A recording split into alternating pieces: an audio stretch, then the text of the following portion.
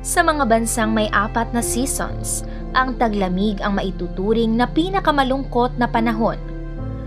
Sa mga taong hindi pa nakakaranas ng snow, maaaring isa itong pinapangarap na senaryo.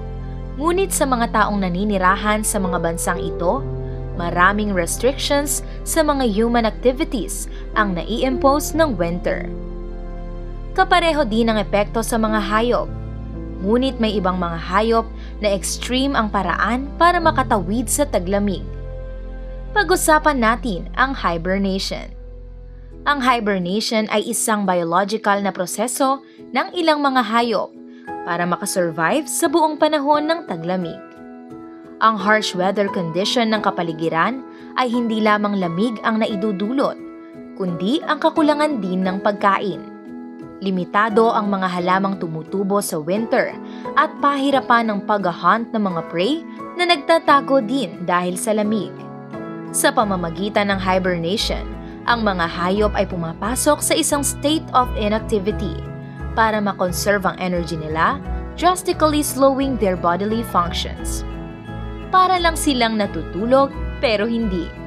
Mas komplikado kasi itong hibernation kaysa sa pagtulog lamang. Mahaba ito at tuloy-tuloy. Ano ba ang nangyayari sa katawan ng mga hayop na nag-hibernate? Ang complex na prosesong ito ay sumasaklaw sa mga importanteng mga pagbabago sa metabolismo, temperatura, at behavior ng katawan ng hayop. During hibernation, bumababa ang bilang ng heartbeats per minute. May ibang hayop na 2 o 3 tibok lang ng puso kada 1 minuto. Bumababa rin ang breathing rates. Kadalasan, 1 hinga lang sa 1 minuto.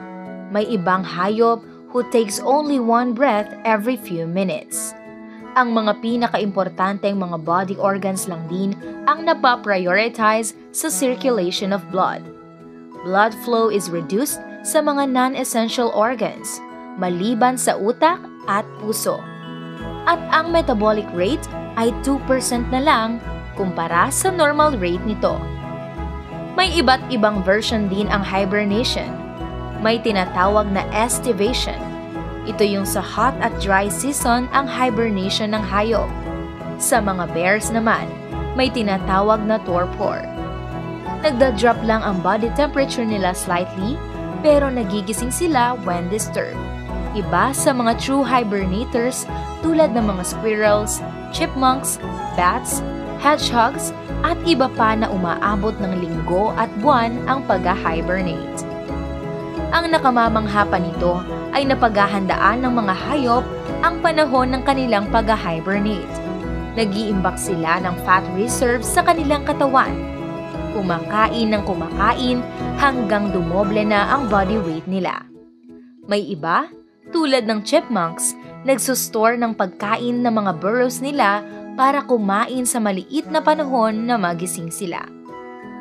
Ang kadalasang napapansin ng mga eksperto maliban sa panginginain ay ang paghahanda ng insulated shelters para proteksyon sa lamig. Marami pang hindi nalalaman sa pamamaraang ito ng mga hayop. May iba't ibang epekto sa kanila ang pagbabago ng panahon at ang pagsasagawa ng kanilang katawan ng hibernation. Ang nakakamangha ay ang karunungan at kaalaman ng hayop kung kailan na sila maghahanda para sa hibernation. Ang mga impormasyong ating nalaman tungkol sa hibernation ay nagpapakita din sa kahanga-hangang pamamaraan ng Diyos para makapagpatuloy na mabuhay ang nilalang na nilikha niya. Idinisenyo niyang may kaunting kahirapan ang pamumuhay sa taglamig.